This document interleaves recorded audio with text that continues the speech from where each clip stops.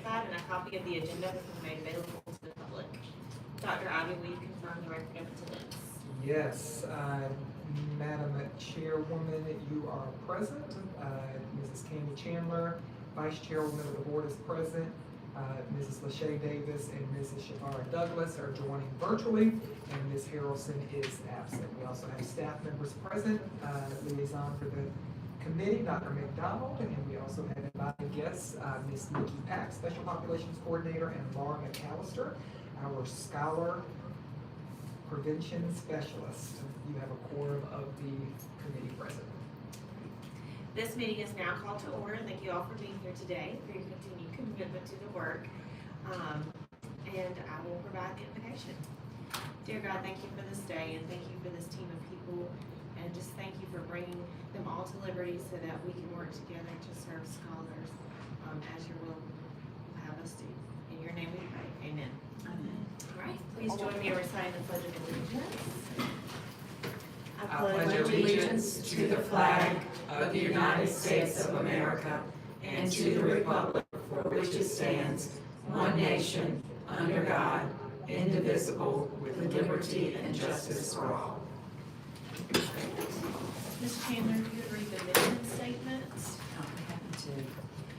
Liberty STEAM Charter works to provide all students with equal access to a world-class K-12 education in an academically rigorous and student-centered learning environment, creating graduates who will be thoughtful and engaged citizens prepared to take on the leadership challenges of the 21st century.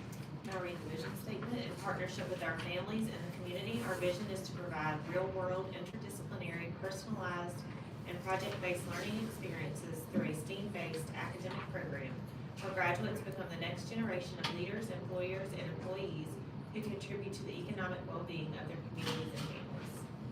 If there are no objections to approval of the consent agenda, the minutes from the previous meeting and today's meeting agenda stand approved. Okay. Dr. Ivy, please proceed with leading the discussion and advancing the agenda items for today's meeting. Yes, Madam Chairwoman, from our one-on-one, we prioritized 3 buckets of information to share with the committee today. The first is our recurring updates from our Talent Development Leader Fellow, Dr. McDonald. She's going to focus on updates with transformational coaching. She's going to close a few loops on the best practices academics task force, and then she's also going to give you a final overview of next steps with Cognia. Hard to believe that we are at that point. Then we have Mrs. Pack from Special Populations joined by Ms. McAllister, who's going to give their state of the school presentation for their team as we're getting ready to go into budget season.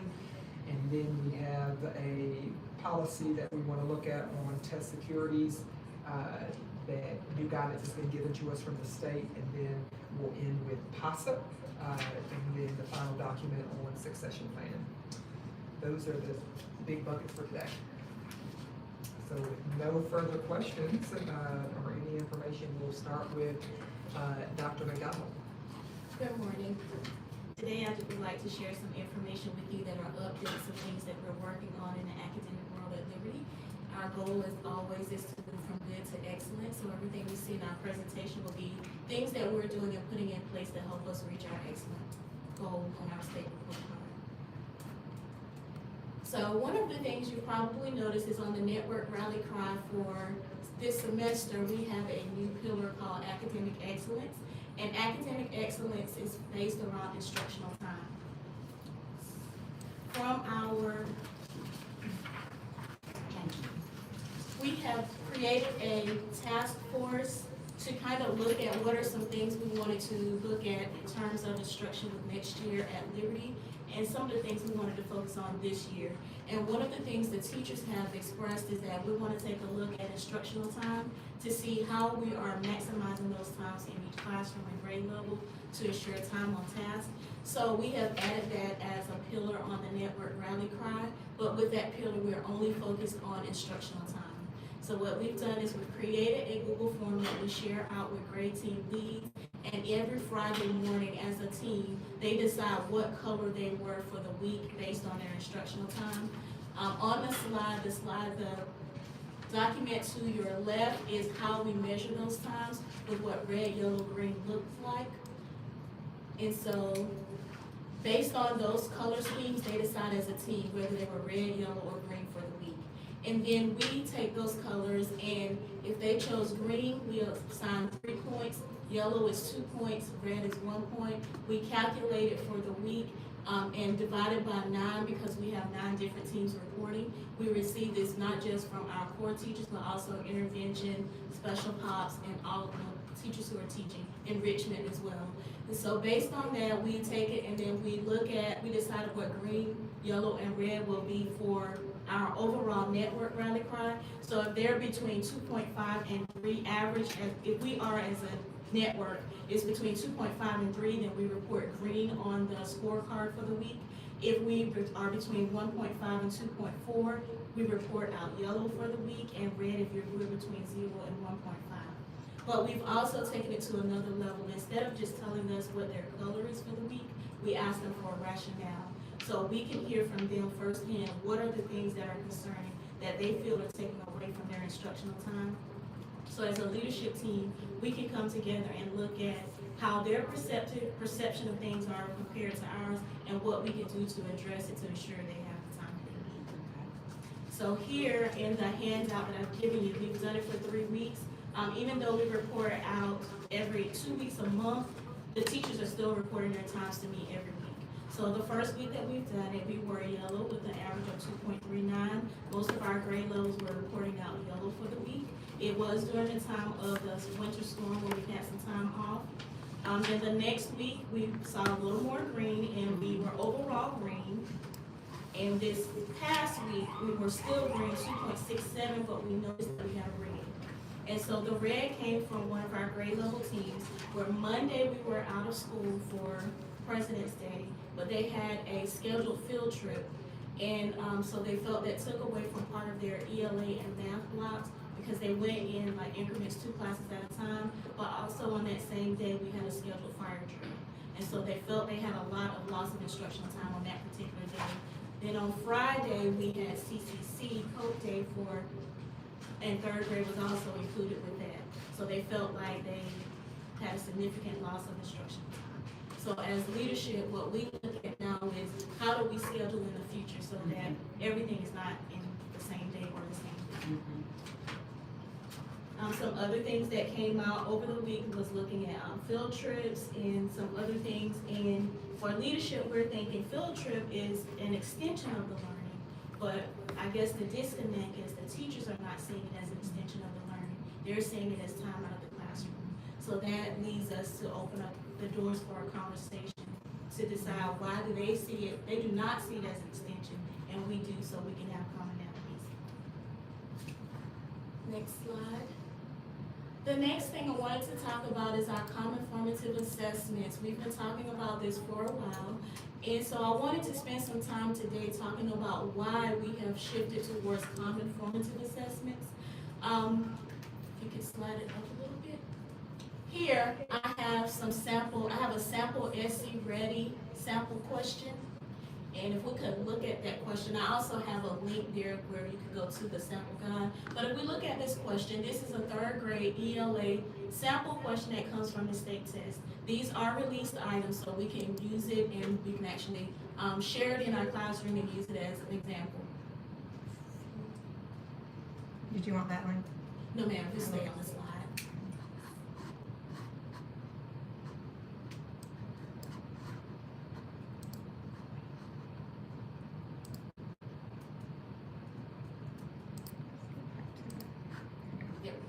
So if we were to look at that question below it, it lets us know the standard that's addressed and the level of questioning, the depth of knowledge for the question, as well as what the answer is. And then on the right, I pulled a test item bank from Mastery Connect, which is what we're using on our CFAs. And I wanted you all to be able to see the alignment between the question in our test item bank compared to the question that we would receive on the state assessment. So it's based on the same standard. From there, we can see like there's a very strong alignment. So by doing common formative assessments and giving our scholars access and practice with those levels of questioning, then it will help them when it comes to state assessment, because it's not the first time seeing questions to that level of rigor. Next, we have our item analysis, because yes, we do want to give the assessments, we want to give them exposure, but we want to use the data. So in Mastery Connect, they create a variety of different types of reports that we can use. This is an item analysis that every teacher received for their class, based on the assessment. And so this is based on the first common formative assessment. So the types of questions they have, it does it by question. The red bars are the number of students in the class that answered by that response. The red is incorrect answers, where the green is correct. So at a quick glance, the teacher can see where their scholars are really answering that type of question, and where there are gaps where we have a lot of scholars not answering those questions correctly. Below it, we can see the depth of knowledge. So we have it set so they have 20% of their questions are DOK 1, which is the lowest level. We have 60% for level 2, which is medium range, and 20% of our questions are DOK 3. And so based on this is just a snapshot, and it also shows the standard. So when the teacher's in their live report and they see the item analysis, they can click on it and it will actually take them back to the test and to that question. What I have been doing with second and third grade when we're coaching is we actually go back and look at the item analysis, and we say, look at the questions. Which questions do you see the most red? Let's take a look at those questions first. Because if we have a lot of scholars in the class that's missing that question, we need to go back and look at what we're doing as a teacher and why. So then we go back and look at those questions. Some things that came out was the rigor of the question was higher than the rigor of how they're teaching in the classroom. So for example, if they're teaching text features, they may be asking the scholars to identify the text feature. Like, tell me if it's a caption, tell me if it's a map. But the question, which is aligned to our standard, is not what is the text feature, but how does the author use it to help you understand the text. And so our scholars may not have answered those questions correctly because we didn't take it deep enough in the classroom. So it's changing, it's transforming how we're delivering instruction, as well as looking at how we assess the standards. Also, these assessments are created by the teachers, not by us. And so what we have done with the second assessment is we have asked the teachers to create them first before they deliver the instruction. So they know how the questions are asked, they know what questions they are asking and what standards they're teaching. So as they're delivering instruction, they're delivering it to the rigor of the standard. Not teaching to the test, but to the rigor of the standard, so that we are ensuring that we are equipping our scholars to be successful on the test. Next slide. This is a comparison chart. So now as a grade level team or as administration, we can actually go in and pull a report that's a comparison. To the right where you see the names are cut off, those are the names of the teacher. So each teacher has a color. So on the graph, we can see by standard what percent of the students in that class is exceeding that standard and what percent is mastering the standard by teacher. Next slide. Here we have our CFA data by subgroups, because we know that on SC Ready, they also look at subgroups and not just overall data. So in Mastery Connect, we also have subgroup data. When we look at our chart, the demographics, here the blue means exceeding, the green means meeting, the yellow orangish color means approaching, and the red is not meet. So by subgroups, we can see that. The one subgroup that we have at Liberty that's not here is special pops, and we'll see if we can have it pulled that way in Mastery Connect as well. Next slide. Here is Mastery by standards. This is where we can go in again as a leadership team to see, based on the standard, what percent of scholars are mastering. This is still really new. This was pulled from the first CFA. But when we look at mastery of standards, it's not just based on that particular test, but every time that standard appears on an assignment or a test in the classroom that the teacher used Mastery Connect, it readjusts and recalculates the percent of standards met. So a scholar could have taken CFA and they might have scored a red on standard 1.1, but with more continuous practice and more times they're exposed to it, that red can become a green or a blue. So it changes. The next is the question breakdown. So now we can actually go back and look at the question and see what percent of scholars answered the question correctly. And then what was the difficulty level of it and what was the DOK level.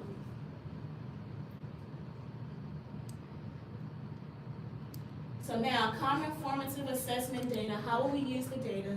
I've kind of explained a little bit through the report how we're using the data. So it's, we have reports that we can look at as the leadership team to help us, but also that teachers can use to help inform their instruction in the classroom. Next slide. With our common formative assessment, after the first administration, we kind of had a lot of questions and uncertainty about things.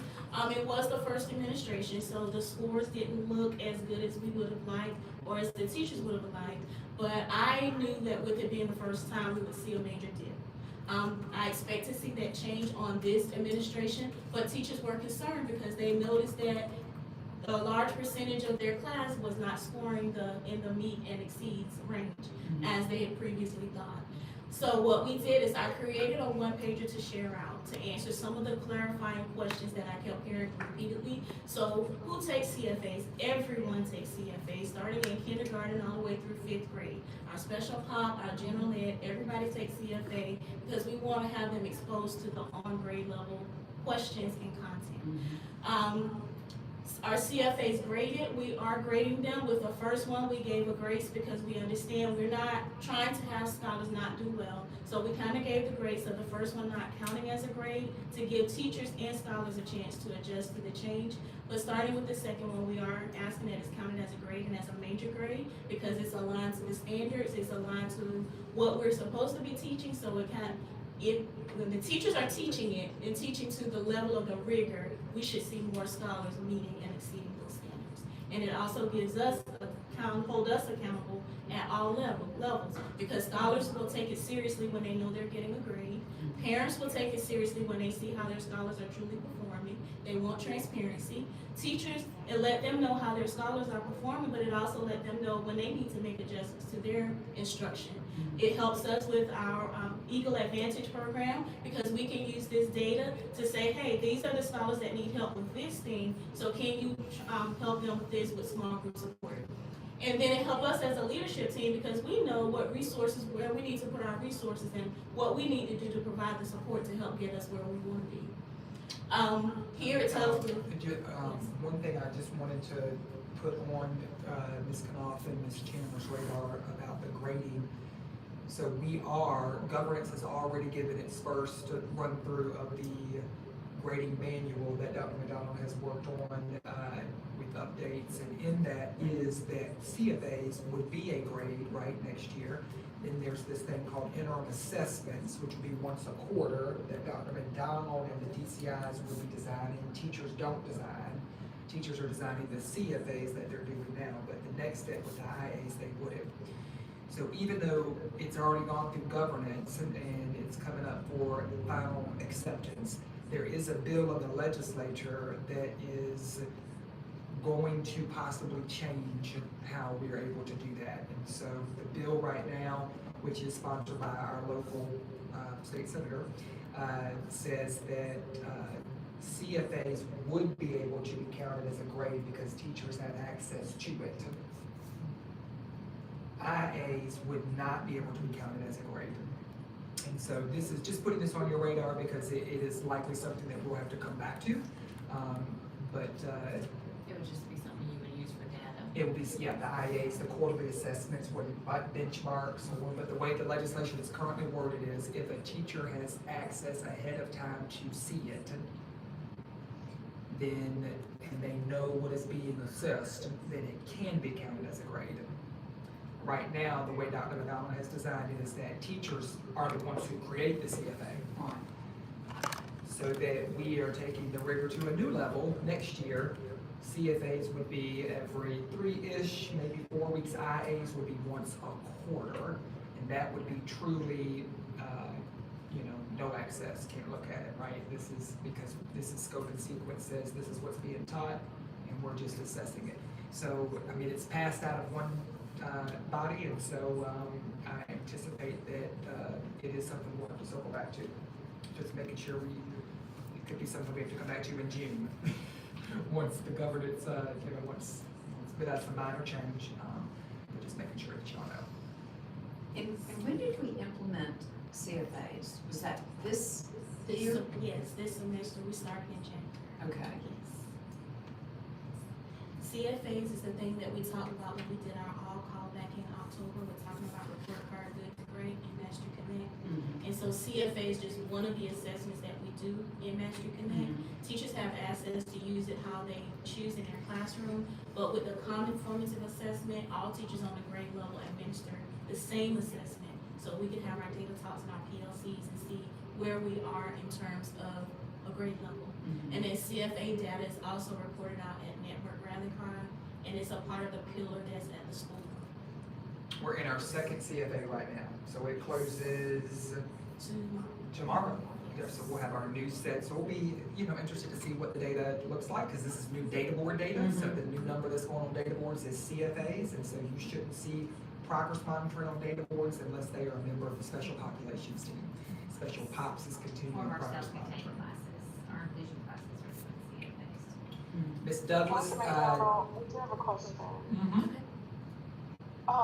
So with the CFAs, with questions that are administered, teacher, is it a group of questions or a group of questions that are already in, and they can choose what questions to be administered to the scholars, or do they develop the questions themselves?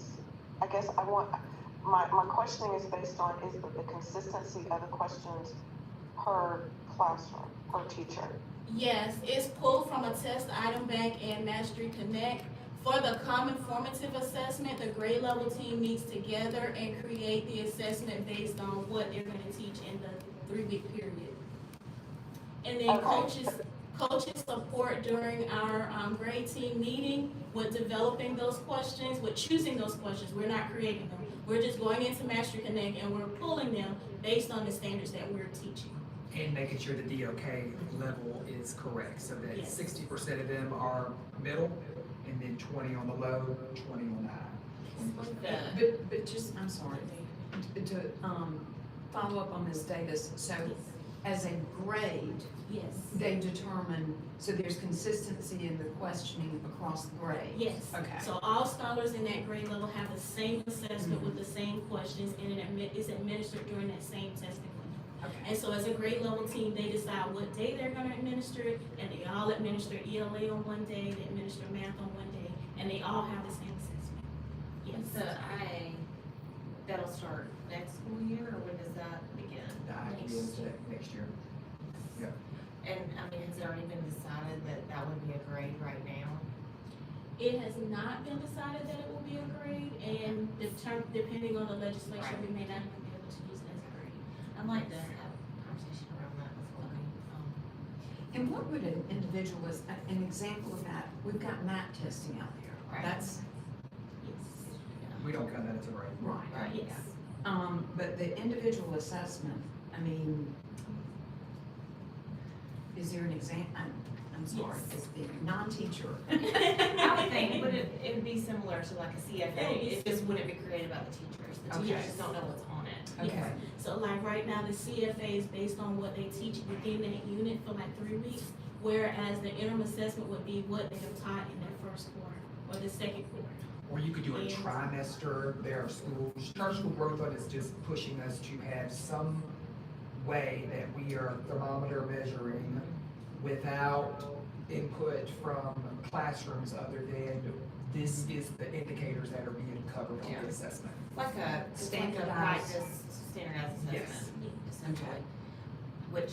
We would need to have a purchase or- conversation about grading it. resource Yeah. outside to, who would create that?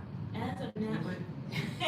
Okay. Yes. And we have a bank, we have Yeah. Master Connect that we've Okay. gotten. Yes, with support from the deans of curriculum instruction from the schools. Okay. We would create it ourselves. There is an option to purchase it through their company where they create it and we tell them the standards. But I think we feel more comfortable with us creating it because we know exactly how to align it to what was expected Right. to teach. Okay. Yes. The next slide. Equal Advantage is up and going at the EAJA campus. Right now, we have 240 scholars being served. On their most recent mastery check, we had 82% achieving mastery on ELA and 80% achieving mastery on math. I do want to say, Eagle Advantage, I know Ms. Davis, Ms. Chandler, y'all have been able to come in to observe this prompt. If you want us to set a time, Ms. Douglas, if you want to see what that is like. I see a difference this year versus last year. In terms of, on a lot of levels.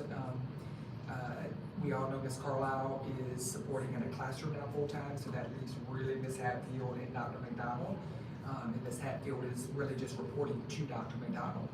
But we lucked out with several, we got some real strong teachers. I know you've had some one-on-one conversations that you've talked with me about, but I'm excited to see active instruction, active engagement, and it just definitely seems like, and we got data now that's showing, because this was our first, we're doing the checkpoint every 2 weeks. So it's not every week like we were doing it last year. Right. Okay. And the teachers that I spoke to who are part of Eagle Advantage program, they also said that they really appreciate there's more interaction with the classroom teachers this year, and they think that's been very beneficial to tailor what they're trying to do, really target and be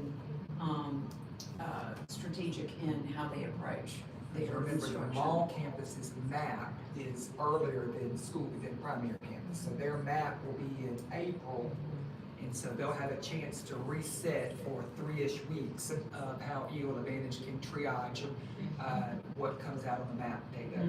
We were looking at possibly doing a practice IA this year, like that may be something. It would not be anything that counts as a grade or anything. It's just really like, let's just see what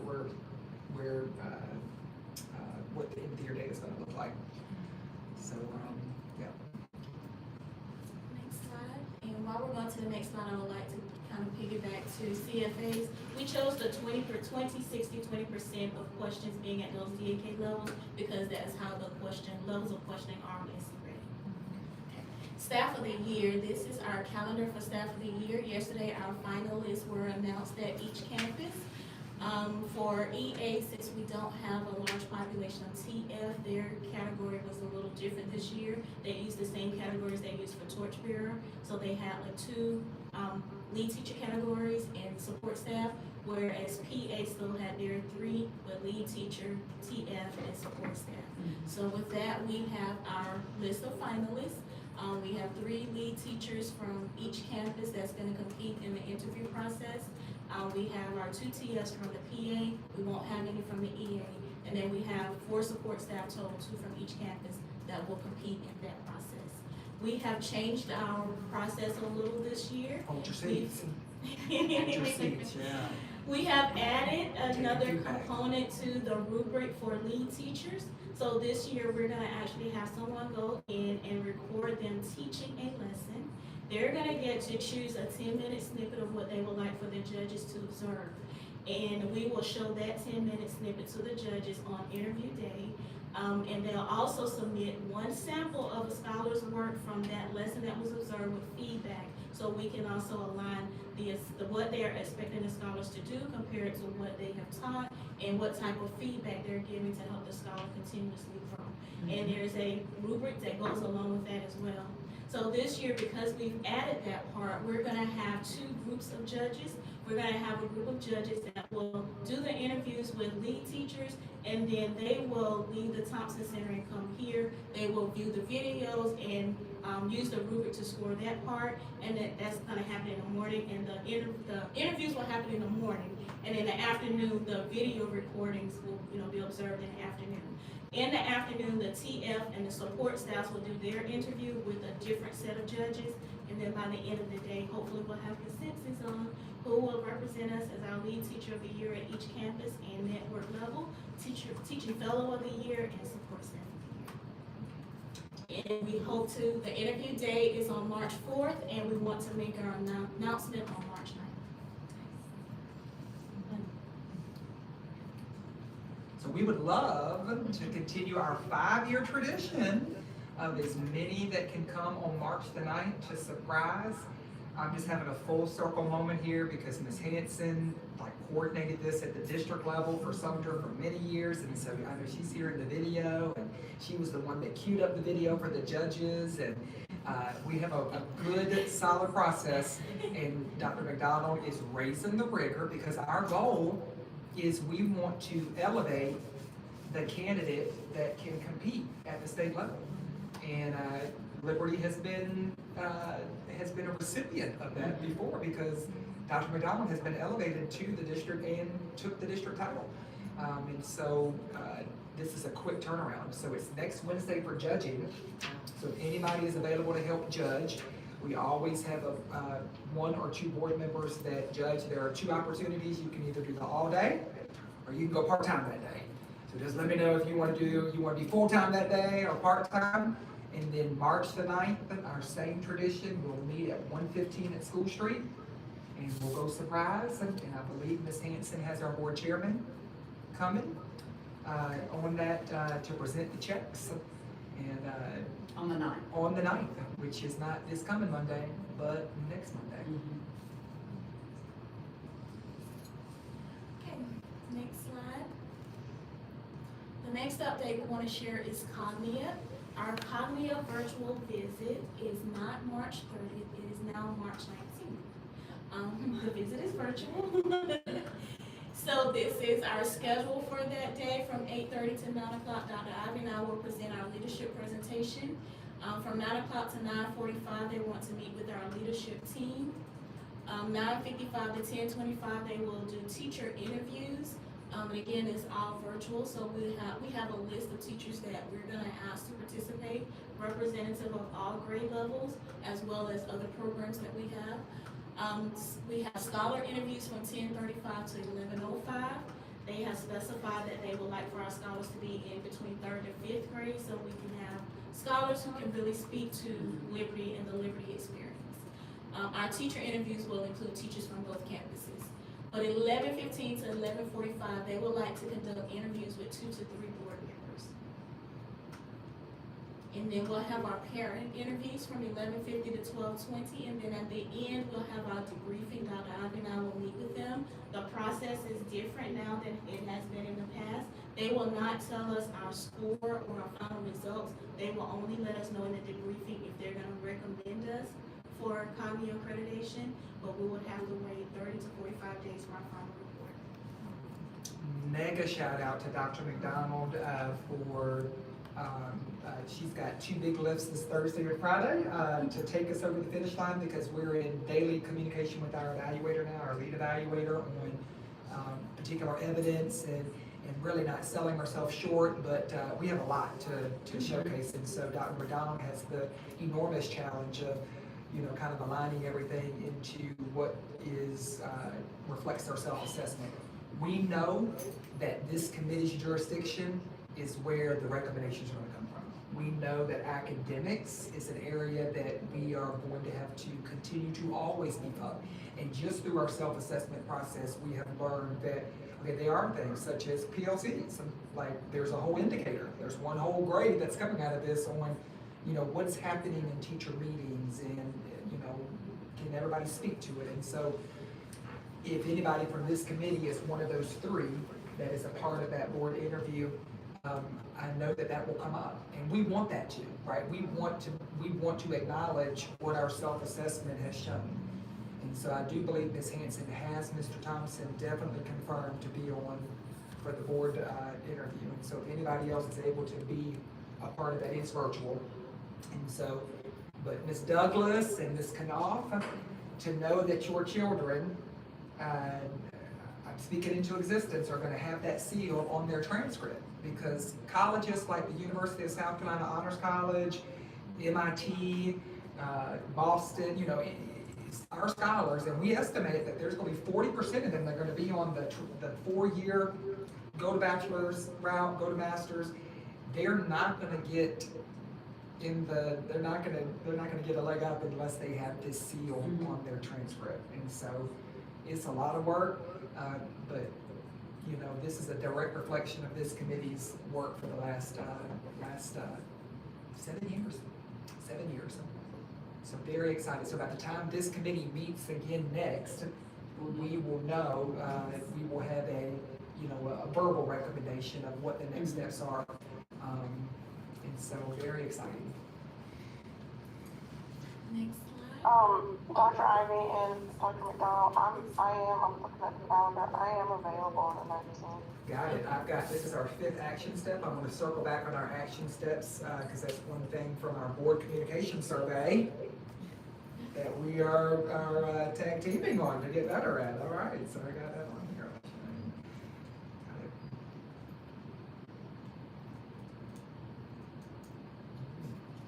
Next, we want to talk And I about, did confirm with you about next week, right? For Wednesday, judging all day. Is that what was the time? 7:15 to 2:30. I do believe so. Beautiful. Yes. I will add you to that invite. I think my presence will be at that program. Awesome. thank you. And next, I wanted to talk about Mayan and Accelerated Reader. As we were working with our different task force and collecting information on things we want to do next year, one thing that I heard from parents and was common from teachers is that we want to take our 1,000,000-word reading challenge to the next level. We challenge each scholar to read 1,000,000 words, and we were doing that by maintaining reading logs, but our parents and our teachers would like to see more accountability. And so one thing they have asked is that we take a look at Accelerated Reader. So with Accelerated Reader, it is K-12. We are now piloting it at the EAJA campus.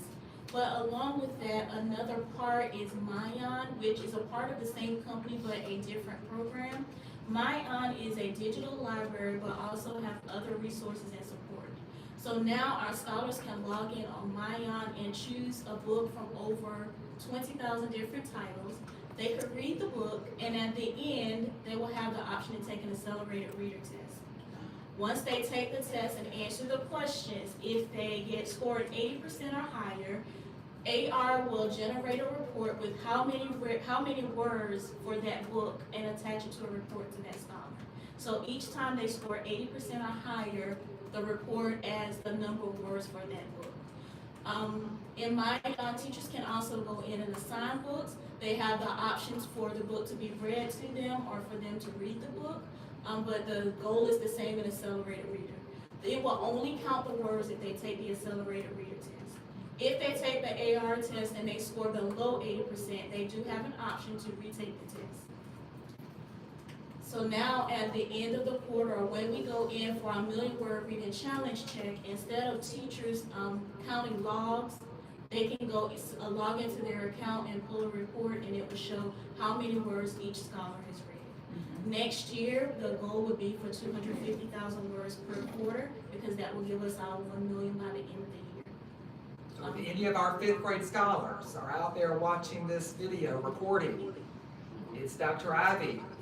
And I gotta say that we got you. Dr. McDonald has a computerized way now to leverage artificial intelligence so that we're not writing our titles anymore. We're going to take, all right, Ms. Douglas, all right, you want to come off camera? As a parent, this has really been good because there's so many different, the Mayan allows us to get so many different titles and different subjects. Farrah loves it. Pierce does too, but I do not have to coach Farrah at all. So this has really been a game changer. I really love this program. Every afternoon she gets on, she does her thing. I don't even have to tell her, but I love it. Good. A lot better than the law. So we currently have the Mayan Yes. library. Is it an annual subscription thing? Yes. Okay, if you can get me the information on how much it costs each year to renew, Yes, ma'am, I will. that'd be Wheel to deal, Yes, ma'am. Madonna's learning the wheel and deal. Ms. Douglas, the other piece of this is Ms. Ray, who is going to be coming to the March meeting for All Things Gifted and Talented. We are going to make a classroom library happen next year, a full room, turn it into a library. It's an end of the year PBL that we're going to get the just raise scholars to help with. And so we'll have scholars like our Eagle Ambassadors, Farah, Adelaide Lane, they may have a shift that they go work the library. And so it will be a true circulation. We saw this at Success Academy and at the Achievement First School that we visited in January. A lot of charter schools don't have a full service library. And so this is our compromise to the parent feedback is Liberty will never be a school that's gonna have a full service media center. Number one, media centers just don't exist anymore in schools. They just are a thing of the past. And you've got platforms like Myon now where you can go and get everything that you would in a library, but we know that that's something that our parents want. So we're committed to pulling off a small experience, and what better way to do that than turn over the problem to the children and say, help us solve this. So imagine all of those scholars getting hard hats and going and measuring the space, like true PBL, like this is where the library is gonna be. How many bookshelves can you fit in? Where would the circulation desk go? Research a circulation platform that we can purchase so that we can have one classroom, because we're gonna have the gift of space next year. We're gonna have 12 classrooms next year. So this will be at the EA? So be on the junior academy, it'll be somewhere on that expansion side at the present moment. Maybe it changes, I don't know, but I'm committed, I've got the funds. We're putting a little bit away from some other categories. We need $10,000. That's what I'm estimating that it's gonna fully cost to just pull this off. To put a classroom, turn a classroom into a library. And I saw it with my own eyes on the, I know it's happening. Horse Creek, for example, does the shelving in the hallways. But this is gonna be good. This is gonna be good. And I would like to add, with Accelerated Reader, they do not have to read a book on Myon to do an Accelerated Reader test. So if they have a physical book in hand that they have read or they are reading, they can still take the test and their words will be counted. Yes. Good. So if you see Katie Huggins, give Katie a attaboy, because Katie is piloting that she's leading this for the whole mall campus. PA will start this next year. Okay. Next slide. Professional development is still happening. We, looking at our cognitive data, this is an area that we definitely want to pay more attention to next year. Our current model shows that we have personalized professional development once a month. And with personalized professional development, what that means, we have several teachers who are working on certifications. Their initial certifications, we have several that are in master's degree programs, graduate programs. We have a group of teachers that is working on national board certification. And then we have a large number of teachers who are participating in either Letters Volume 1 or Volume 2. And so with that, during Personalized Professional Development Day, instead of meeting and saying, you are coming together for this PD, they are working on their personal PD that they have selected. And then we do have a small group of teachers that are not in any of those groups, so what we've done is form a committee. And so their personalized PD this year is a focus group type thing with helping us build out our instructional model for Liberty STEAM Charter next year. And most of those teachers in that group are our teachers who have been teaching for many, many years with lots of experience, so they do have a lot of good ideas to share. With PD, we do still have our menu choice once a month, and with that, we have PDs that are led by our teachers. And so when we see our teachers doing something exceptional in their classroom, a way to share it with everyone else is asking them to lead a PD on those particular things. Sometimes we have community partners come in, like we have someone who came in from Clemson Extension and did PDs on AI with our teachers. We've had teachers from the PA campus. Next Friday on the 6th, we're gonna have 2 teachers from EA, one doing professional development on small groups in math and one doing small groups in ELA. We have heard from our teachers that they would like more support around what does that need to look like and happen. So what better way to help our other teachers understand it than to see it from one of their colleagues. Coaching is still taking place at both campuses. We know that our model is a little different since our change, our transition. Now I'm at the mall campus on Tuesdays and Wednesdays working with 2nd and 3rd grade coaching. And so what I do is, and I didn't share with you, but I'm just gonna talk about it in my report. In order, because I'm not on campus every day, just those 2 days, At the end, I do an activity log and I share it with Dr. Ivy and Ms. Harris, so they'll know what I did while I was on campus, who are the teachers I'm working with, what do we do, what's our next step, and then they know when they go in the classroom, what are the look-fors based on what the teachers and I have kind of set up to do. On Wednesdays is when grade team lead, second and third have their grade team lead meetings, so I'm making sure that I'm present in those meetings. So we're not only talking about lesson plan for the next week, but we're looking at data. We're looking at test item types. We're making sure that we really understand what the standard is asking so that our teaching is aligned to what the expectation is. Next slide. I think I'm at the end. Future Fridays, one of the other big nuggets was what will instructional time look like on Fridays at LSC? And so that teacher group that I told you about, we came up with some ideas, and then I met with the administration at each team, including the DCIs and the academy directors, to see what direction we wanted to go. And they actually wanted to do the same things that the teachers had in place. So at PA on Fridays, starting next year, they want to do something called Discovery Science. So on Fridays, they want to do hands-on science type things so that their scholars are exposed to science. And by the time they get to EA, science is not new, but it's something that we've started since kindergarten. At EA, we want to do choice boards for differentiation. All of the ideas that came from teachers were different ideas of how to differentiate. So administration thought choice board, that way we can include all of those ideas together, but also give scholars a choice. Their choice is based on what they need. At JA, because they will change classes, they have decided that on evening hour Fridays, they will rotate classes, 2 classes on Fridays because Fridays is a short day. But on CCC Fridays, all scholars will remain in homeroom, but teachers will place their assignments in Google Classroom. And even though the scholars are not moving, they're still doing assignments from all of their teachers. And that is the end of my presentation. Thank you for your attention. If you have any questions. That's A lot of great. ideas. You've been busy. But this is I love good. This is Future Fridays. Yes, love Future Fridays. Thank you. Thank you, thank you, thank you. And I've got that as an action step that I'm capturing here, Ms. Hanson, that we will flush out more specifics on the Friday, like now that we've got teacher feedback, administrator feedback, what that actually looks like.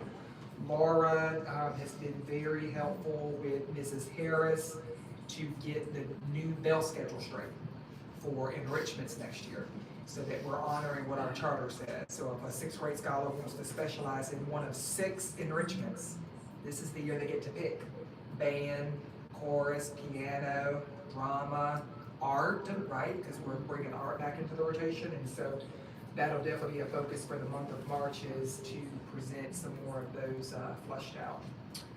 All right, I've got the toy judge as an action step here. I've added Lachette, and that's it for this. Any other things, clarity that you all want out of Dr. McDonald's presentation? There's additional conversation requested about IA for the future. Yes, we do Because have This is the a legislation. interim quarterly assessment grade. I guess we can wait and see what happens with the bill and all that Yes. stuff. Yes, Yeah. yep, And if it may not even be a conversation. yep. But thank you, Ms. Hanson, I did miss that. Yep. I mean, I did see some comments by teachers in, PASA about the CFAs. And I think as they become more accustomed, one reference, it's hard to implement. You're trying to create something and implement it at the same time. But understand, as we progress through the year, they become more accustomed to how this is going to operate. And so that explains some of the comments I saw. But this is, I think, going to be, in the long run, a wonderful tool for us. Yeah. And then we'll schedule time for Ms. Knopf and Ms. Douglas to attend the Eagle Advantage if their Yep. schedules I've got allow. 3 things for them. Yeah, I'll recap the last one again. You got it. And I have been in the building when it's been going on, kind of observed. You know it. Okay. My kid goes to it. Yeah. I get to hear about it. I think this year they've taken a lot of ownership of it, like Yeah. I last year was kind of like, here's what you're gonna do with them, and now they've been able to like know the kids, and they're like, oh, they need that, you know. Yes. It's really good. All right. Madam Chairwoman, I know we are, we're on schedule, because now we're transitioning to the second part of the meeting, which is state of the school for all things special populations. All right, so Ms. McAllister and I are here to kind of give you an update on where we are with special populations at the mid-year point. So of course, our teachers also took the Spark survey, and so, you know, I got the results from that, and I met with all focus groups of teachers at both campuses, and kind of just, we talked about some of the things that were on there, some of the results, and what they, you know, kind of wanted to say. So we're here to kind of talk about that data a little bit. That just kind of says we're here to discuss that. Keep going. Yeah, and this is, you know, just talk about why we give a fall staff survey, just, you know, helps us give an early read on staff satisfaction and culture in our school, and lets us hear directly from them, and be able to respond to what they share. All right, so this was our data from our Spark survey. This was the special populations group. We had 100% participation. There was 90% satisfaction, 85% for outcomes and success, 90% said their basic needs are being met, 98% individual purpose, 86% for relationships and teamwork, 72% for growth and advancement, 78% for feeling of belonging, 83% for leadership efficacy, and 77% for the net promoter score, and then 90% for intent to return. So some strengths that we kind of saw from, these are just some quotes from teachers for individual purpose. One of them said, I enjoy working at LSC. I felt burnt out last year. This is a teacher that's come on board this year, brand new. And like I was failing as a teacher, but now I feel energized to work because of the culture at LSC. I feel seen and like I'm making a difference for our scholars. I always feel supported by both my team members and leadership. As far as basic needs being met, one of them said, I've also received tremendous support in terms of emotional and mental support from people, words of encouragement, affirmation, and pushes to be a better teacher. And then relationships and teamwork is also a strength for us. My working experience this year has been positive because of my team of teachers I work with. Everyone has been welcoming and offering help when needed. So those are some areas of strength. And you know, do they resonate with us? I think Special Pops has always been a very cohesive team. I think it's because we all get what kind of work we do. Our individual purpose, I think, was one of our highest areas, and we are, you know, I always like to say special ed teachers are over here pretty, you know, we're doing this because of the hard work. You know, it's a lot of hard work, it's a lot of hard work. So I think that's where, where our individual purpose comes. And so we've always been kind of cohesive because we kind of sometimes feel like we're on our own little world, our own little island at times because we do things that are different than gen ed teachers, of course. So, all right. So some school level opportunities. So these were our three big rock areas. So belonging. One of the teachers said my position is unique. It can be difficult for some colleagues to understand all of the facets of my role, which can sometimes lead to distrust or an inability to connect meaningfully with them. Another area of opportunity is workload balance. More support in areas that need it, special education. There's a large percentage of scholars. However, it is not represented or appropriate with the ratio of staff to support that. So it's kind of what we want to talk about and, you know, some wants later on. And then scholar behaviors, student behaviors need to be taken more seriously. More support needs to be put in place for teachers so we can teach, and that's special ed and gen ed as well. So some action steps from those responses. For the belonging, so make sure that our special population staff are given their own access to systems and learning platforms. So our inclusion teachers this year, I know they have to log in using the gen ed teachers, I think because you only get a certain amount of users. And so sometimes they feel like, you know, it's hard, you know, they like their own path. And on that, as far as the caseload or workload balance, we've added a SPED retired teacher, which is part of that Eagle Advantage, which has been great, to assist with caseloads for the rest of the school year, and we're been staffing for next year for more support. That comes from our inclusion teachers now, you know, of course in the gen ed classroom, and then they also come out and serve here as a resource, and that's where the workload balance is getting really tough. As we continue to add on more scholars are qualifying for services. And then as far as behavior management, so some action steps for that, especially for next year's focus training on effective classroom management across even the gen ed classrooms, not just inclusion classrooms, meaningful interactive instructional strategies for that. And I just wanna, can you scroll right back up, Ms. Yeah. Hanson, just closing the loop, because I'm recognizing that a couple on this committee serve on the executive, which is where the first Spark survey, so I realize, Madam Chairwoman, this is your first time. I know you've gotten the Spark survey, but this state of the school, and then you all heard it at the big board meeting. This is required for us to do through South Carolina Children's Fund and Charter School Growth Fund. So they are paying for the survey to be administered, they're providing us people to talk with and collaborate. And they have provided a very specific, next steps, like what do you do with this data? And so we've done this every year with the survey, but we've never taken such an intentional approach. And so this slide just reminds me, like, shout out to Nikki, like the 3 action steps she's telling her team is not what we could do later down the road. No, this is what she's doing right now to address the feedback that 100% of you provided, right? And so thanks to Williams-Brice, number 2, has been, we're using part of that with Williams-Brice, number 2, right? And so I'm just having like a little moment of like, Nikki, this is really good, your action steps, like your team, and she's already presented this to her team.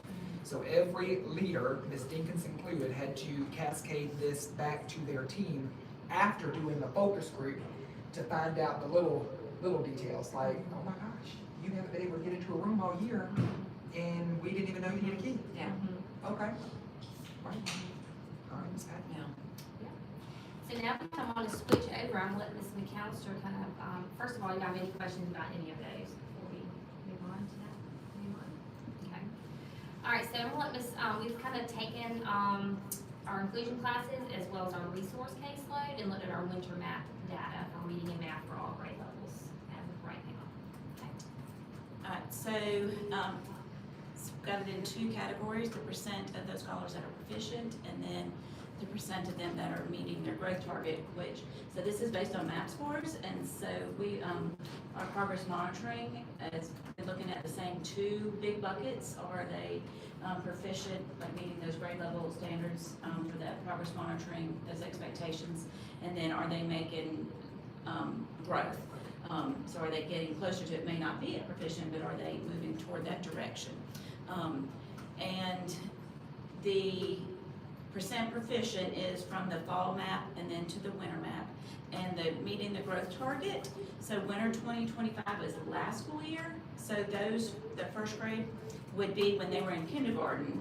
And then the second column of the growth is now that they're in first grade. So those are the same, it's not last year's first grade kids, they were in kindergarten. So, so some of that, what you'll see as we go through, there's some that look good, and then there's some like, uh-oh, what's going on there? What do we, we definitely need to do something to, so you see that resource in first grade. That's 3 scholars, so it's a small sample size. They, last year, our model for resource was not like a solid model, so I think that might be contributing to it. So this year they are, it's like a traditional way. They're not, it's not a teacher that's trying to balance 2 different teaching models. Teacher doesn't have inclusion this year. Right. So it's not that they're not growing, it's just that they didn't grow, so so their written score might have gone up, but it did not go enough that they're closing that gap.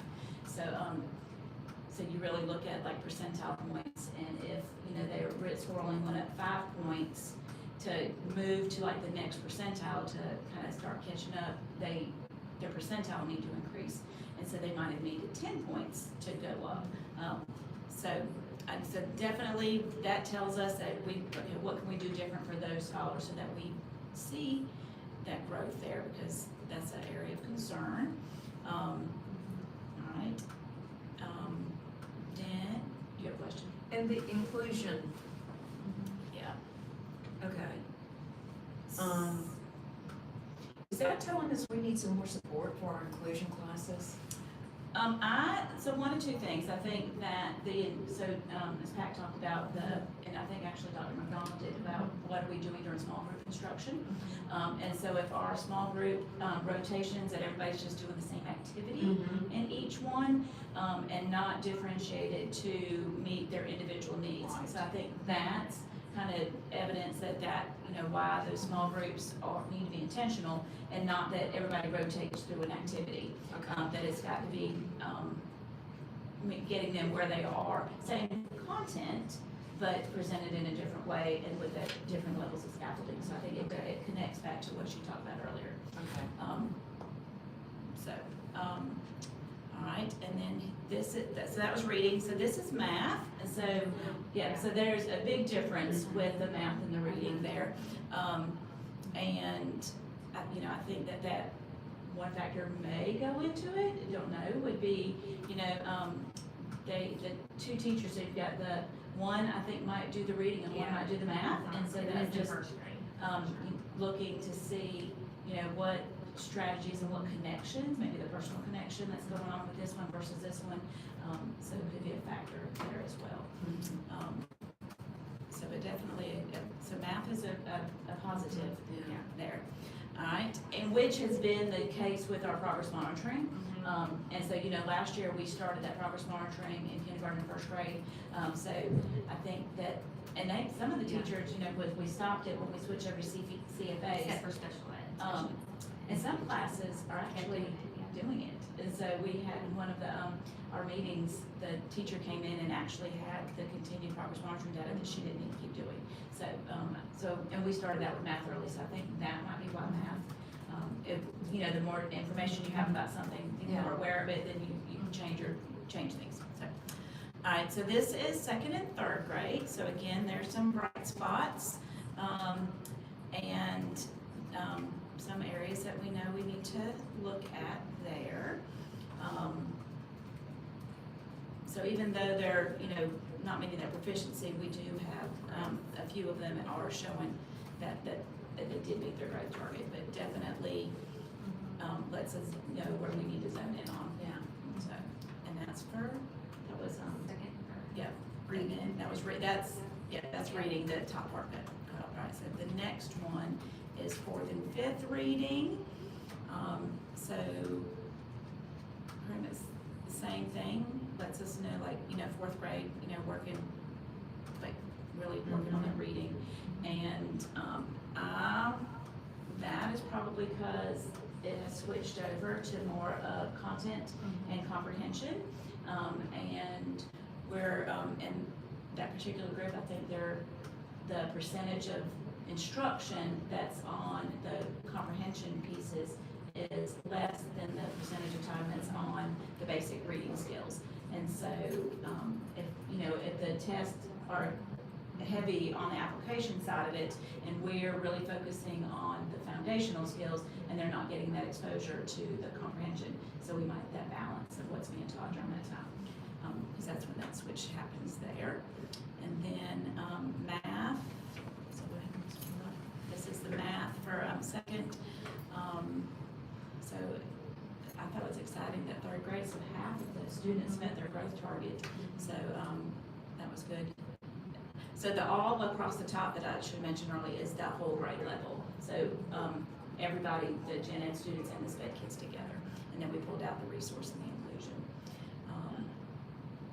So I think kind of looking at it lets us know where we need to put some more supports in place, and ask some further questions to get to maybe the root cause of what's going on there.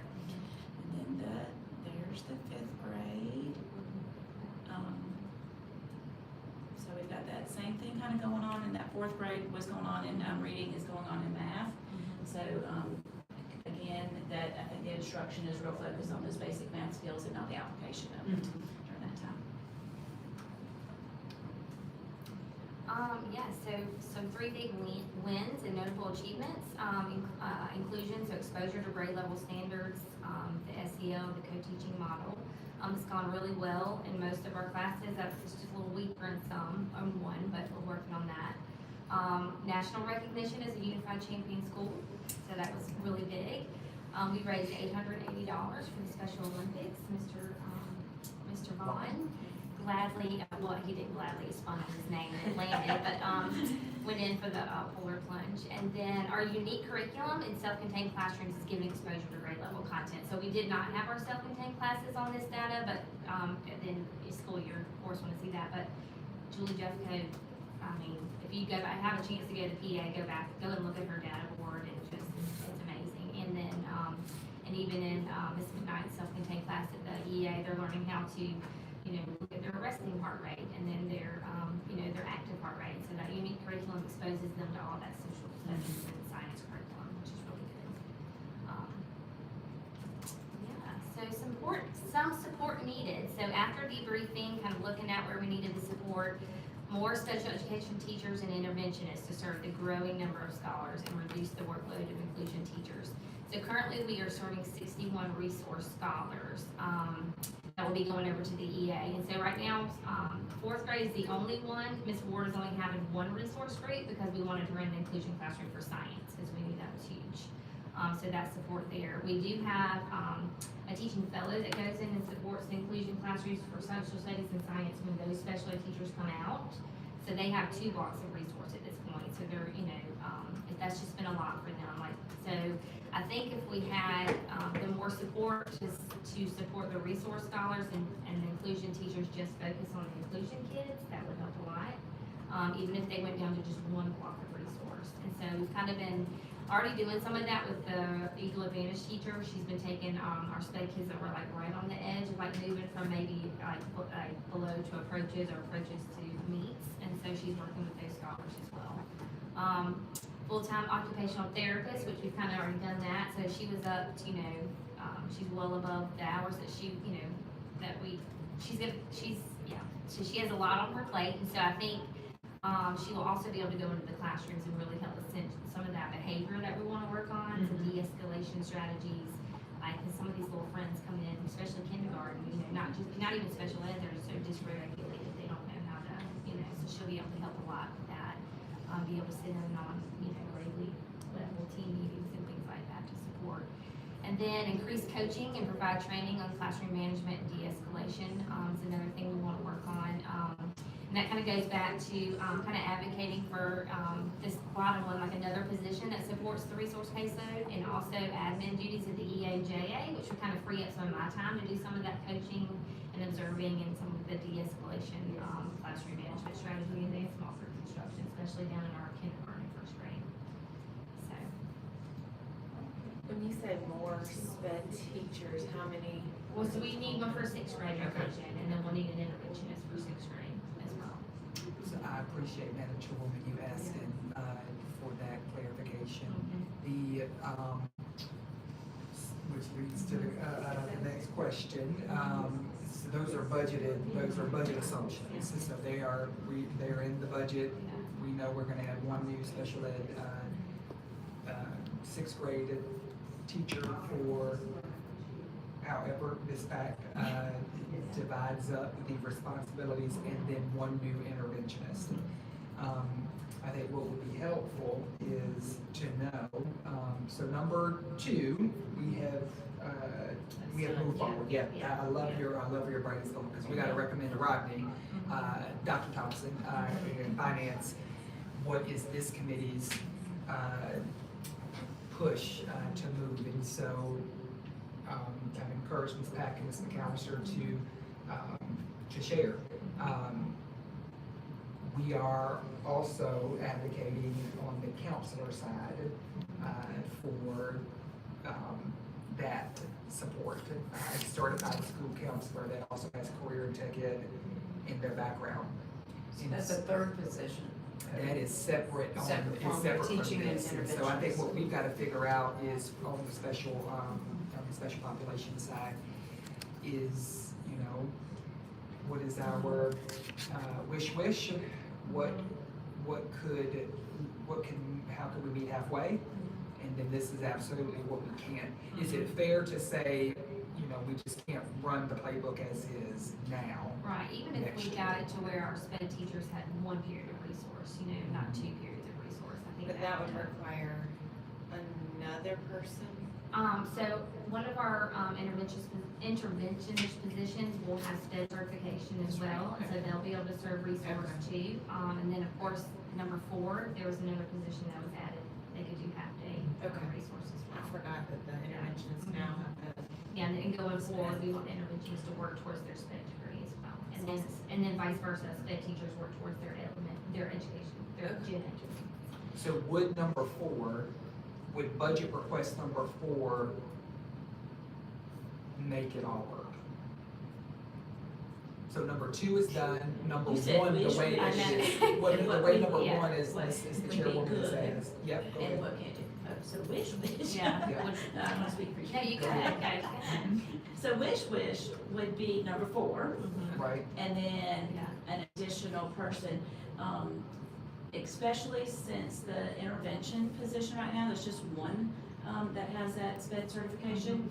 And so you can't, as we get the others certified, you'll be able to divvy them out over them, but with just one person, they're gonna get concentrated with her. So then I think that leads to us, having less support for intervention.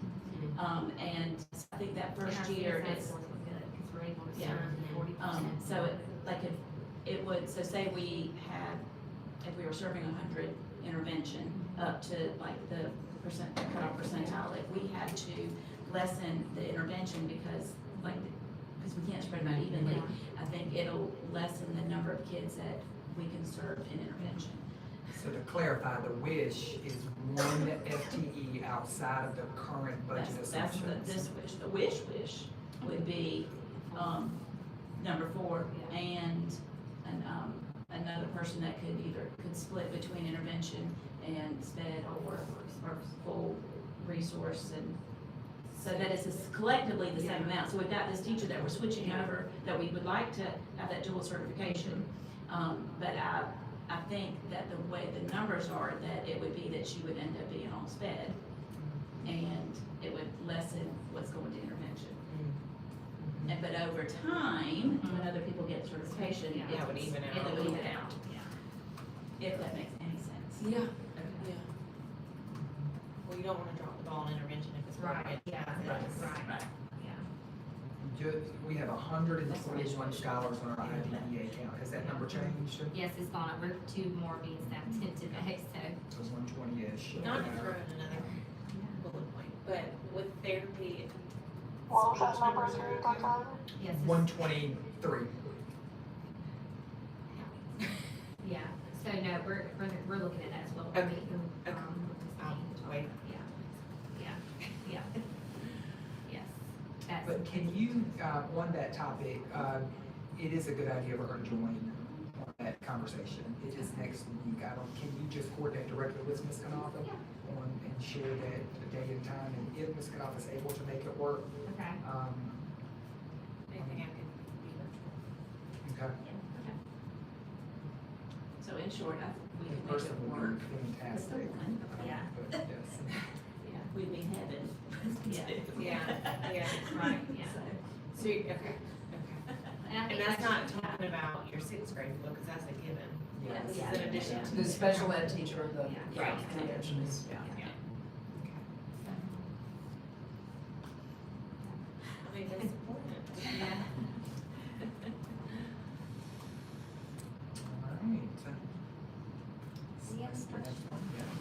Yes, so, taking good to excellent, so we want to, raise expectations, increase the rigor, even among special pops. I know, like, we started out red again, I think, after this semester, because we've raised our percentage of what we want our scholars to have, so we're red for a couple of weeks there, we're back into the yellow, I think, this week. And then extra support to special education teachers, we wanna work on coaching, so we get those extra, that extra help, and that frees up some, some of my time, and then if we have somebody else come on admin, EAJA, help with that, and then decreasing the size of our pull-out groups. Because right now, our intervention groups are sitting at like 5, and our resource groups are sitting at like 8 and 9, I mean, so, it's just, there's a difference there, so. Yeah. And usually you want that to be flipped, you usually want your intervention to be more, and then your sped group smaller, for more, so. Any questions? decision makers here. Anything else in the world of special pops, because we will not, in the foreseeable future, have another touch point with Ms. Pack under academic. Unless requested. Anything else on y'all's end? She's wanting to say it. Yeah, What do yeah. you want to say? I don't know.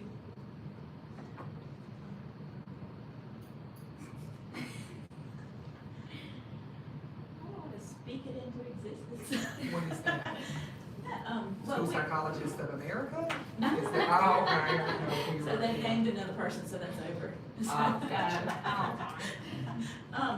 No, I think long-term, and I mean, not necessarily in the immediate future, but long-term, looking at, and it kind of goes into the last thing, like succession planning stuff, of making sure that, I'm not going anywhere, but that we have, something to, be able to take place, so, like either like getting an intern, or, somebody that's like early in their career to come over, and, supporting not only, because I think when I came on, it was to have a balance between school site specific kind of things and the social emotional part like that, but it has really, that balance has gotten where a lot of the compliance and the school sites, the counselor piece, that's the part I think that I would love to do more, but I'm being told this way that not everywhere, so,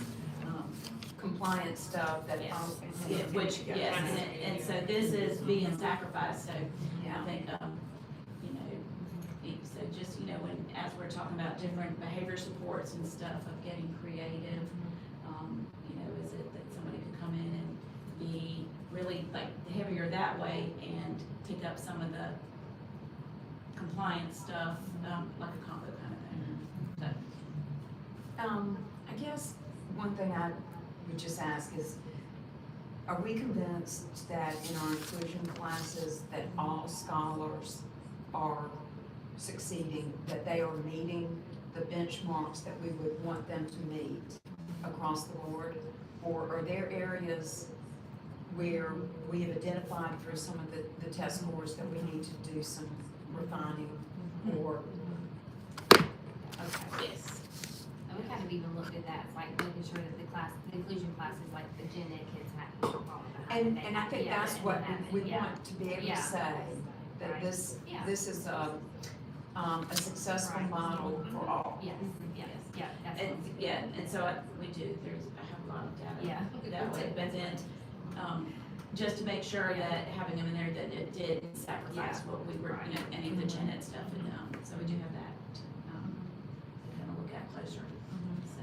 As far as the workload on the general education teacher that has the inclusion class, will it be the same teachers next year, or will it just depend? There's gonna be some, there's Okay. Do you ask for volunteers as to who would We- want to do? We do Okay. say, how would you feel, yeah. And then just And then looking if- at the data and just listening to the inclusion teachers, just moving some people around, so. Make sure that. Yeah, and I think it's important when it happens that we, like, okay, why is this happening? So Yeah, that, yeah. so that, learning from this, so as we move forward, that Right. it strengthens.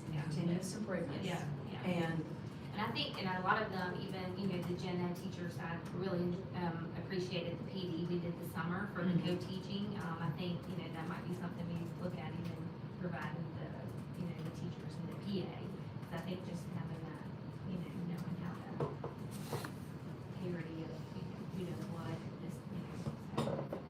because I know, as I recall, both at PA and EA, there were some behavioral challenges with gen ed that really we were trying to address as well, so.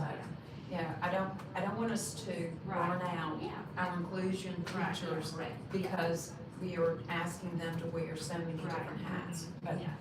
I hear y'all recognize and we're all And aligned. I think it's definitely important too, especially these new kindergarten students coming in, like really, we did like the observation of the students this time when they came in for hopes and dreams, which was really good. So when we go to make that kindergarten inclusion class this Yeah. year, we know that, some of the behaviors that don't need to be in that inclusion class, we will already be able to recognize that. Because this year, we kind of went in kind of blind, but phenomenal phantoms have really, turned it around. Oh my gosh, it's amazing. So, yeah, it's amazing. You wouldn't even know you're in the same classroom. And they're mapped out as some of the highest in the grade level, so. I'm so glad that we committed to this Yeah. model. Yeah, I think it makes them all better human, people, so. You just have to remember out of this committee, this is a significant part of the budget. And if we want to sustain this, and we want to grow, not just sustain, but grow it, it is going to take some tough conversations at the budget level, which I appreciate the call for two.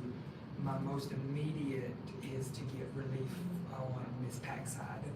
And now that she's moved forward with some new certifications on her end, and how we're so big now, where we really need to be looking at an administrator versus a coordinator.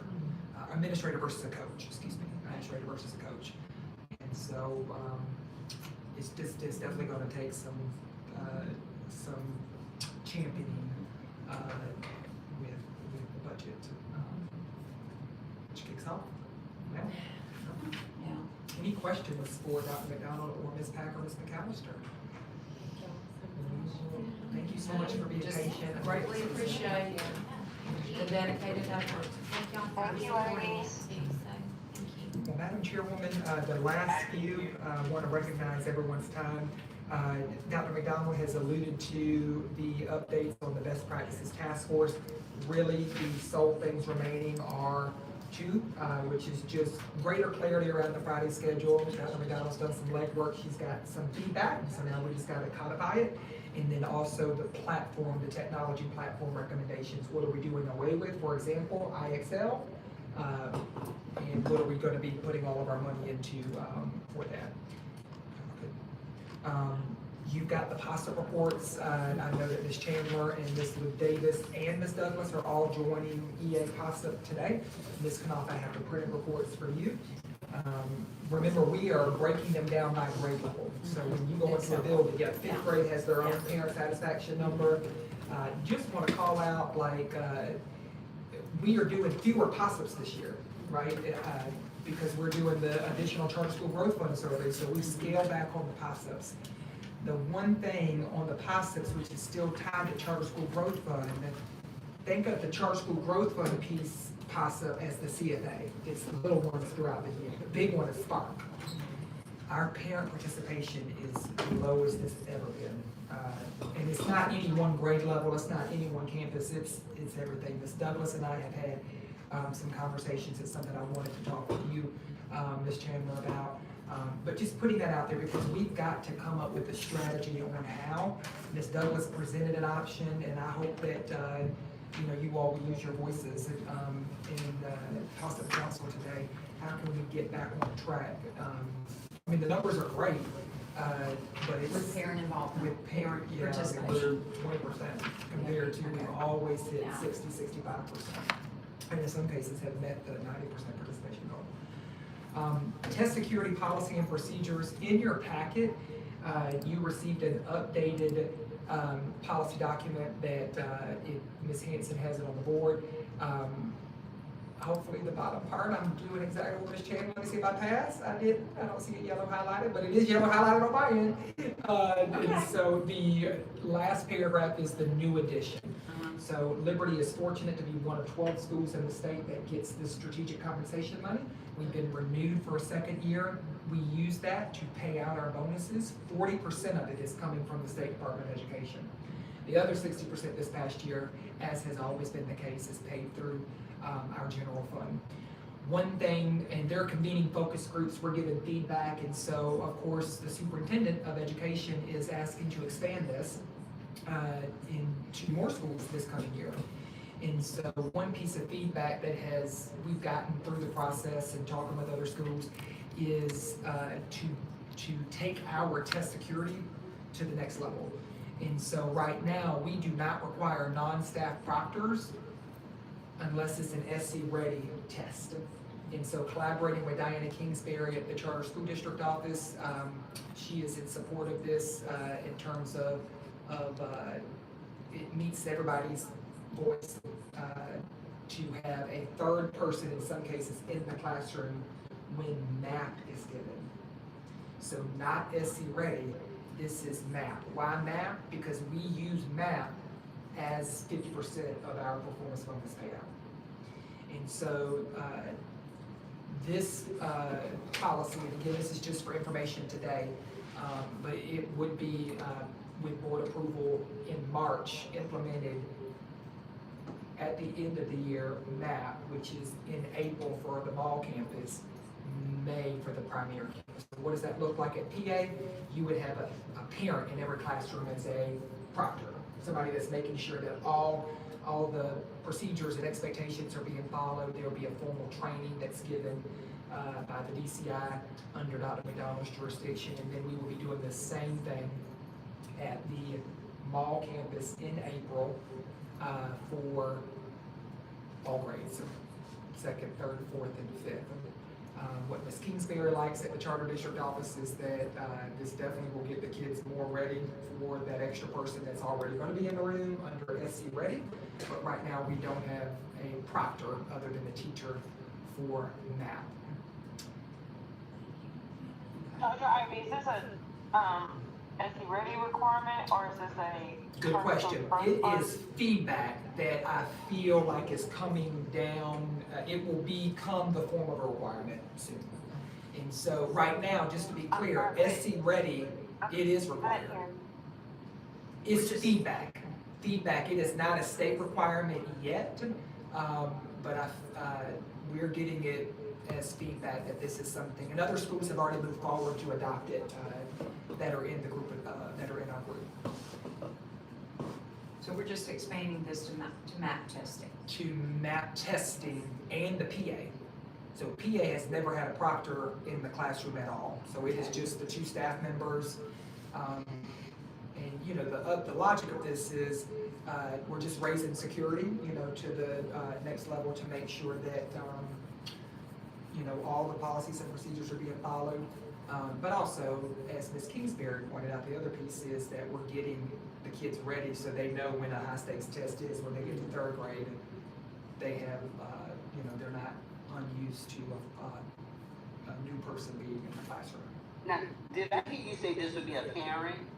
This will be a non-staff member, so it has to be, it cannot be anybody on Liberty payroll. Okay, so this is not a paid position, this would kind of be volunteer? This would be, yeah, so this could be a parent volunteer hour. Okay. You know, it could be, we call for community volunteers. There's a variety of ways. I would work with Dr. McDonald, but under the way the policy is written, is Dr. McDonald would execute it through the DCIs at each campus. They are already the school testing coordinator. So Emily already has to get volunteers for SC Ready. So this year, we don't have the luxury of additional teaching fellows, which is how we have always been satisfying the SC Ready policy, which is just a second adult in the classroom. So we're gonna have to get volunteers this year for SC Ready. This would just be 2 times, MAP, which is tied to performance bonus, and SC Ready, which is state regulation. When this is communicated to teachers, like especially at PA, just like maybe in a way that it's not like we're got our eyes on you. Right, But it's more so like we're comparing the children to another body in the room when there's testing going on for the testing environment. We can do, yeah. Right, just so that I don't want teachers to think that we're trying to monitor We have everybody, somebody because that's we in trust them, so, you know. Mrs. Kingsbury has emphasized that. Yes, okay, great. Emphasize that, and that's what she likes about Yes. this, is that you're getting your kindergartners Yes. ready Which I for totally agree 3rd with. grade. Yes. so Dr. McDonald can, help me, with the verbiage, and, yeah, we actually put the line in there, I think. Yeah. It actually gets them, maybe it's on the second page, but I did take verbatim what Mrs. Kingsbury said.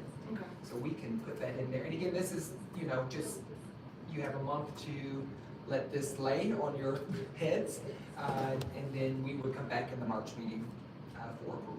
Yeah, I mean, I think it's great, I just, the way they communicate it Yeah. and implement it is critical. It is gonna be, yeah. Okay. We had an informal discussion at Rally Cry Tactical.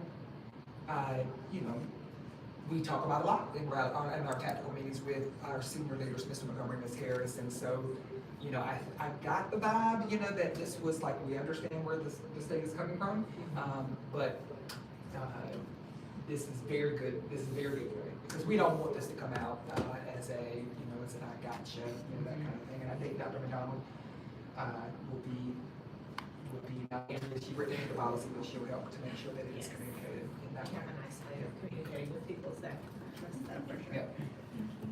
And that is it. We just have the succession planning, documents. Ms. Chandler, anything you want to, and share with Ms. Knopf or, Ms. Davis or Ms. Douglas on succession planning?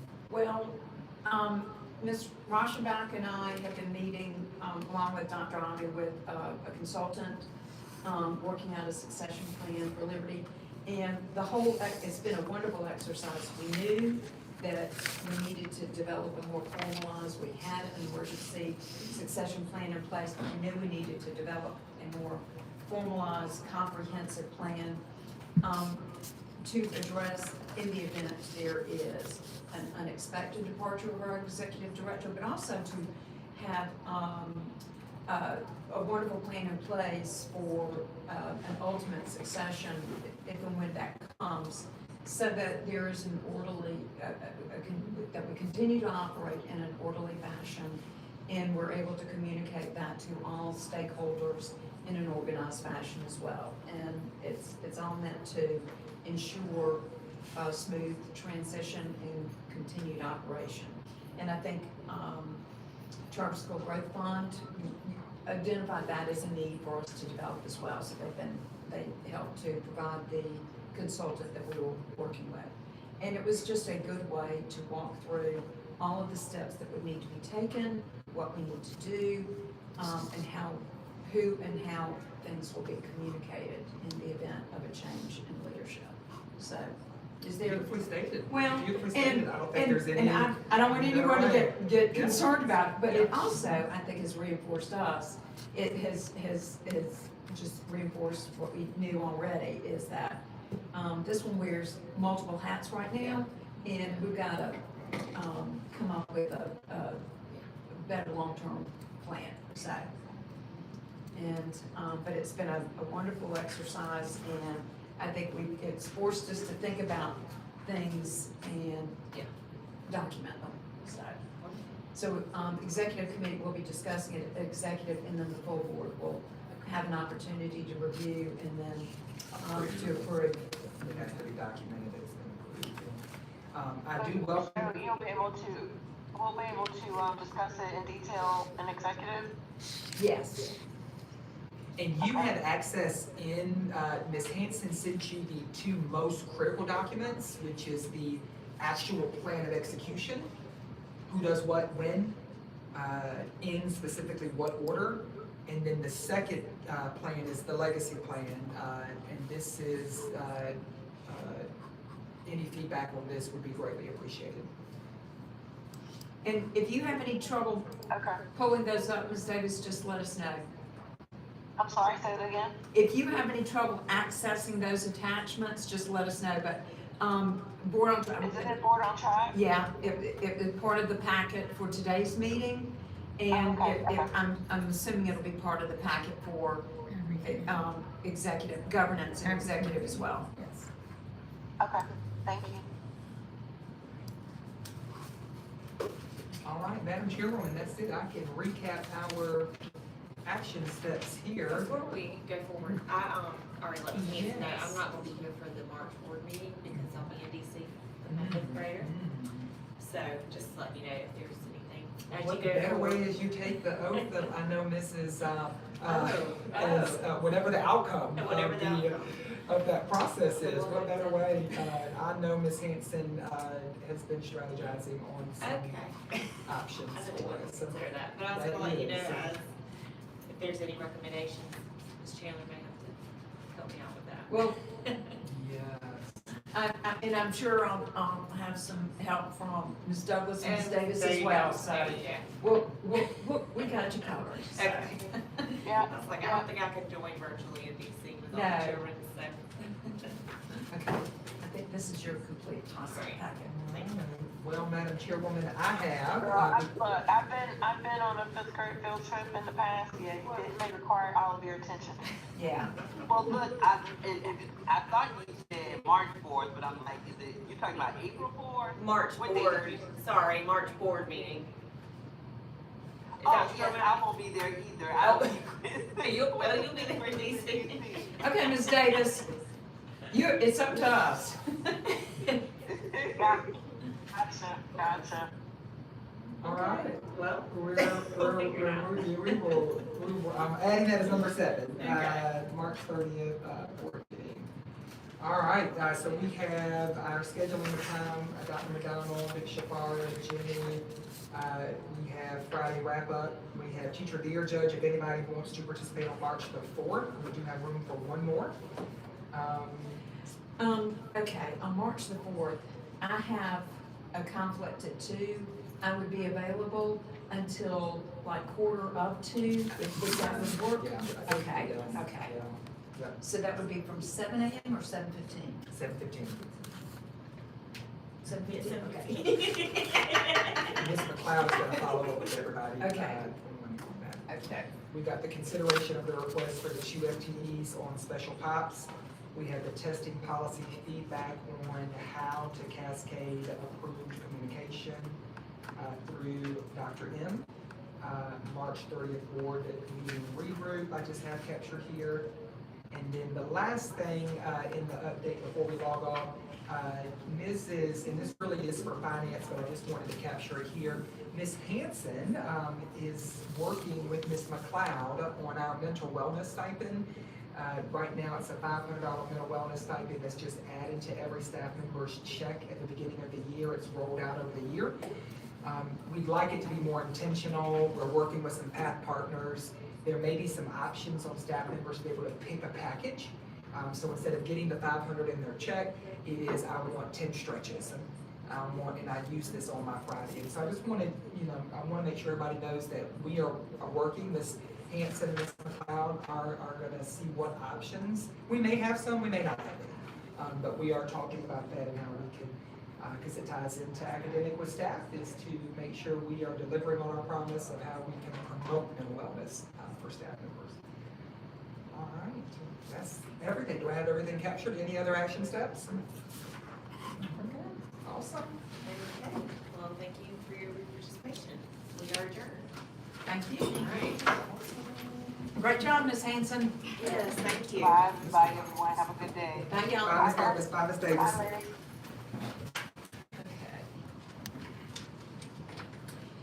Okay. Thank you. You've had a very full